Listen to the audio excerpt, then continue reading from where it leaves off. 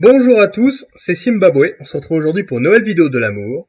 Pour donc un nouvel épisode de la personnalité à retenir. Aujourd'hui, nous allons nous intéresser à une célèbre tête couronnée d'Europe, étant donné que l'épisode sur Margaret II vous avait pas mal plu. Nous allons parler de Juan Carlos Ier, donc qui est un célèbre homme d'État espagnol et surtout roi d'Espagne de 1975 à 2014, donc qui est né le 5 janvier 1938, c'est-à-dire il a 82 ans et il est toujours en vie. Et si je voulais vous parler de Juan Carlos aujourd'hui, c'est parce que d'une part, il est très important évidemment dans l'histoire contemporaine de l'Espagne au niveau politique, et d'autre part parce que aujourd'hui en fait il a fait pas mal d'actualité ces dernières semaines, ce petit filou, et on va pouvoir en parler de tout ça ensemble. C'est parti.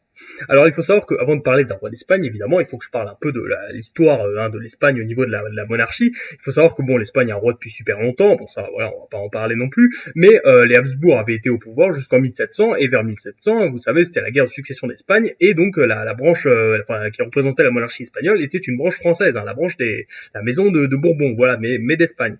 Et à partir du 19e siècle, il faut savoir que la situation politique, économique en Espagne, en fait, est très mauvaise, c'est-à-dire que il n'y avait pas d'industrialisation, et en fait, pendant l'Espagne a été marquée par des révolutions et une forte instabilité politique. Il y a eu plusieurs fois des républiques, mais qui sont pas concrétisées avec des restaurations. Et à la fin des années 20, ça va pas du tout bien pour la monarchie.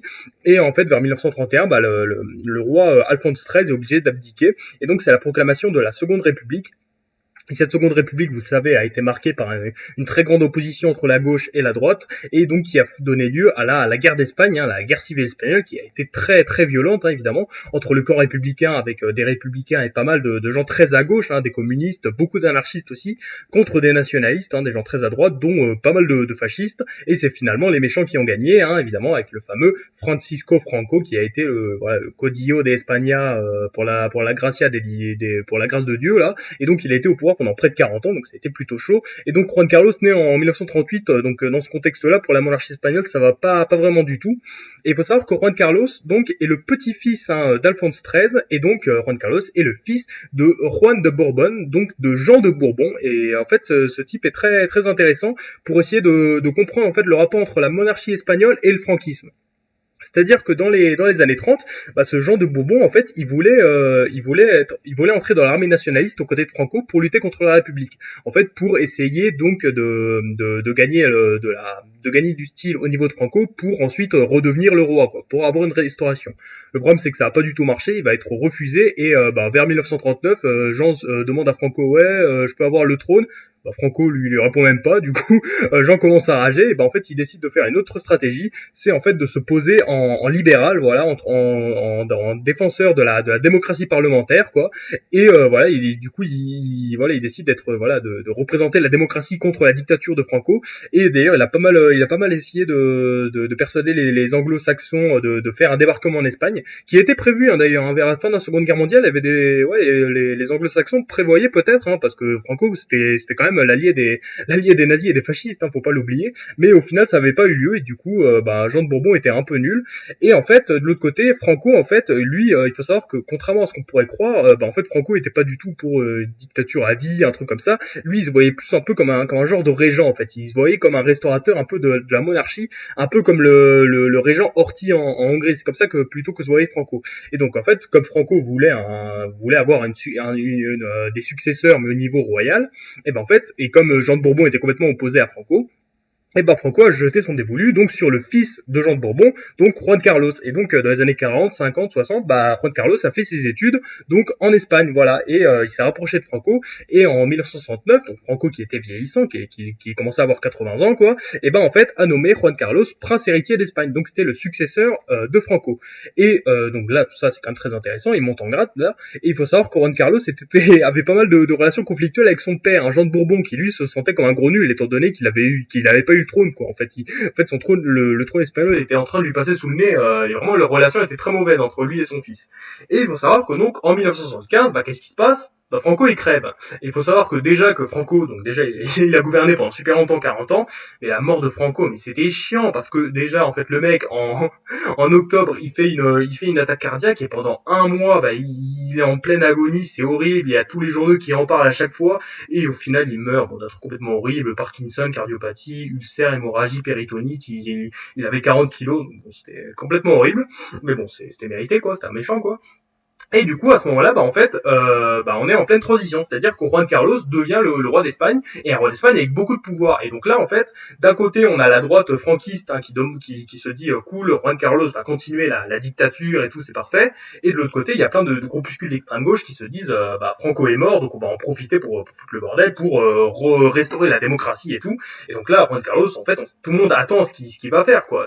La décision qu'il va prendre, est-ce qu'on continue la dictature, est-ce qu'on va en démocratie et tout, ça va vraiment sceller le destin de l'Espagne. Et Juan Carlos, finalement, constatant que, en fait, on peut pas garder la dictature, ça pourrait pas. On est dans une période plus pour la démocratie. En plus, juste à côté au Portugal, l'année d'avant, il y a eu la dictature a été renversée, donc on pourrait pas garder la dictature comme ça. Et donc Juan Carlos va décider de restaurer la démocratie. Donc il va faire, on va y avoir un référendum accepté à 94%, une constitution qui va être rédigée parce qu'il n'y avait pas de constitution sous Franco, c'était complètement n'importe quoi, et donc ça va être accepté, tout ça, et du coup, il va y avoir une constitution, et Juan Carlos va décider donc de régner en tant que monarque constitutionnel. Donc sans réel pouvoir, comme les autres pays d'Europe. Il faut savoir que grâce à ça, Juan Carlos était très très très apprécié, parce que d'un côté par la droite quand même plus pour la démocratie, et de l'autre côté aussi par la gauche, parce que Juan Carlos s'opposait en défenseur de la démocratie, et ça a permis aussi de réconcilier la gauche et la monarchie, qui était pas mal ennemie ces dernières décennies, quoi. Et donc à la suite de ça, il faut savoir que Juan Carlos va être support populaire, hein, il va faire des voyages dans le monde entier, dans toute l'Espagne et tout, il va respecter tout le temps la démocratie et tout, même quand on va y voir un socialiste, González, je sais plus comment il s'appelle, c'est pas son nom, il a été au pouvoir pendant 14 ans, Felipe González, et Juan Carlos va laisser faire et tout, et va être très très sympathique, quoi. Il va même déjouer un coup d'État à Juan Carlos, hein, parce qu'il faut savoir qu'en 1981, il y a des groupuscules, encore très à droite, qui ont décidé de faire un coup d'État en Espagne, et donc là, Juan Carlos, n'a pas laissé faire et a dit que c'était n'importe quoi, et qu'il soutiendrait tout le temps la démocratie, et que l'armée devait se calmer et tout, et ça a vraiment permis de lui donner une grande popularité, même beaucoup auprès de la gauche, donc ça c'était quand même très très important, donc il était ultra stylé, quoi. Donc des voyages partout, et vraiment, il était là partout, à chaque fois il faisait des speeches, hein, évidemment, à chaque fois, pour chaque année, c'était tout le temps regardé, il avait du succès, hein, il a côtoyé les plus grands de ce monde et tout. Il a aussi été très marqué par une petite anecdote, la célèbre phrase « Por qué no te callas ?» Alors ça, en fait, ça veut dire « Pourquoi tu ne te tais pas ?» En fait, c'était lors d'un sommet ibéro-américain, donc qui regroupe, hein, tous les pays qui parlent espagnol, hein, l'Espagne et les pays d'Amérique du Sud. Et il faut savoir que donc à ce sommet-là, on avait donc le président du gouvernement espagnol, Zapatero, donc qui parlait de la démocratie et tout, et de l'autre côté, Zapatero s'est fait attaquer par Hugo Chavez, donc qui était le président du Venezuela, qui lui a dit ton prédécesseur, donc le prédécesseur de Zapatero, c'était Aznar, donc qui était de droite, donc Chavez dit à Zapatero, ton prédécesseur c'est un fasciste, il a soutenu le coup d'état des Américains contre moi et tout, il a commencé à insulter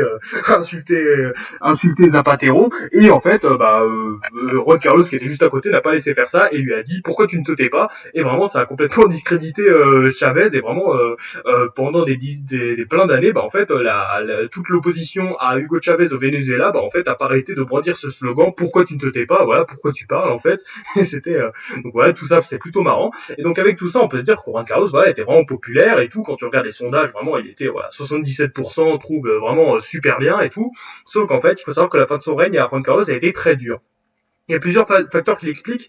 Déjà, il faut savoir que la situation économique en Espagne s'est beaucoup détériorée. Parce qu'en fait, quand Juan Carlos est arrivé au pouvoir en 75, l'Espagne a été super bien parce qu'elle était en plein développement économique qui avait commencé sous le franquisme. Et là, en fait, on est en 2014, c'est la crise économique, il y a un fort chômage en Espagne, ça va vraiment pas du tout. Et d'autant plus que, en fait, Juan Carlos, est victime d'une fracture de la hanche lors d'une chasse au trophée d'éléphants au Botswana. Et en fait, ce voyage a coûté super cher. Le mec chasse des éléphants. Déjà, ça se fait pas de chasser des éléphants. Et en plus ça coûte super cher, et étant donné que l'Espagne est en grosse crise et qu'on a des politiques d'austérité, vraiment ça va pas du tout bien. Donc Juan Carlos s'est excusé. Puis ensuite on a une autre affaire de détournement de fonds publics qui implique le gendre du roi, donc ça va pas du tout, et vraiment à partir de ce moment-là Juan Carlos perd beaucoup en popularité, et il décide d'abdiquer en 2014 évidemment pour restaurer un peu la popularité de la monarchie.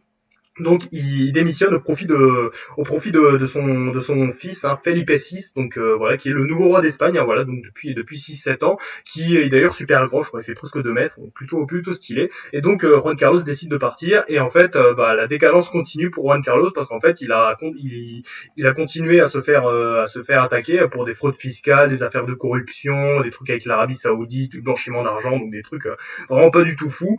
Pour essayer de garder la tête haute pour la monarchie, Felipe VI a décidé voilà de renoncer à l'héritage de Juan Carlos pour éviter de rattacher la monarchie à Juan Carlos, parce que faut savoir que voilà depuis quelques décennies et surtout voilà depuis la crise de 2008, vraiment la monarchie espagnole a de moins en moins de popularité en Espagne. Et bah en fait là on en vient à ce dont j'avais parlé au début de la vidéo, c'est qu'en fait en 2020 bah en fait comme il était soupçonné de corruption, et ben l'ex-roi Juan Carlos a quitté le pays en fait. Voilà, il a voilà, et en fait, il dit qu'il apporte son soutien à la monarchie et il affirme que comme il veut pas souiller la monarchie, il décide de partir, mais symboliquement c'est quand même très grave, hein, très très triste en fait qu'un type voilà qui était ultra populaire, qui avait restauré la monarchie, enfin qui avait restauré la démocratie en Espagne ultra populaire et tout, bah se barre comme ça et finisse aussi mal, voilà en vieux mec corrompu, voilà vraiment c'est très très dommage pour l'Espagne. Et vraiment la monarchie a jamais été aussi peu populaire, hein, depuis les années 70, donc c'est quand même plutôt coup dur pour la monarchie espagnole, hein, évidemment. Mais en tout cas, Juan Carlos restera une personnalité très très importante, hein, de l'histoire d'Espagne, hein, notamment pour son rôle dans la transition démocratique et dans la Constitution, donc de 1978. C'était Zimbabwe. Merci d'avoir regardé cette vidéo. Donc vous connaissez donc maintenant la vie de Juan Carlos.